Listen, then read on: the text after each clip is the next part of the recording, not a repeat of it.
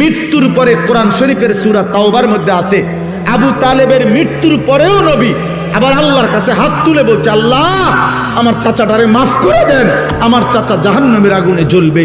আল্লাহ আমি এটা মাইনা নিতে পারি না। আসমানওয়ালা আল্লাহ কোরআনের আয়াত নাজিল করছে, বন্ধু হাত নামান, আমি মাফ করব না। নামান হাত নামান, খোদার কসম এটা কোরআন শরীফের আয়াত। হাত নামান, আমি মাফ করব না রে বন্ধু।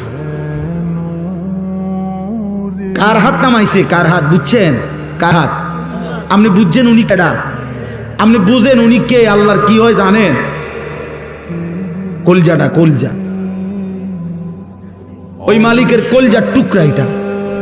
তিনি মাহবুব, তিনি হাবিব, এই কায়নাতে এর চাইতে প্রিয় ওনার কে? তো তার হাত নামাই দিছে বেটা, ওনার হাত নামাই দিছে। নামান, আপনি হাত নামান। আপনি কে? আমি কে? বেশি খামখেয়ালি মনে করেন আপনার।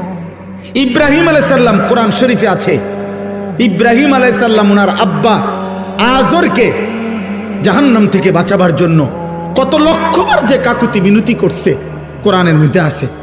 শত শতবার ইয়া আবাতি, ইয়া আবাতি, ইয়া আবাতি, ইয়া আবাতি কোরআন শরীফে আছে। আব্বা, এই আব্বা, এই আব্বা, আব্বা আপনি ইমান আনেন, ওই বাপ ইমান আনেন, বাপ ইমান আনেন, ইমান আনেন, ইমান আনেন। আপনার জাহান্নামের আযাব ধরে ফেলবে রে আব্বা, আপনি শয়তানের গোলামি করেন না রে আব্বা। এইভাবে বলছেন।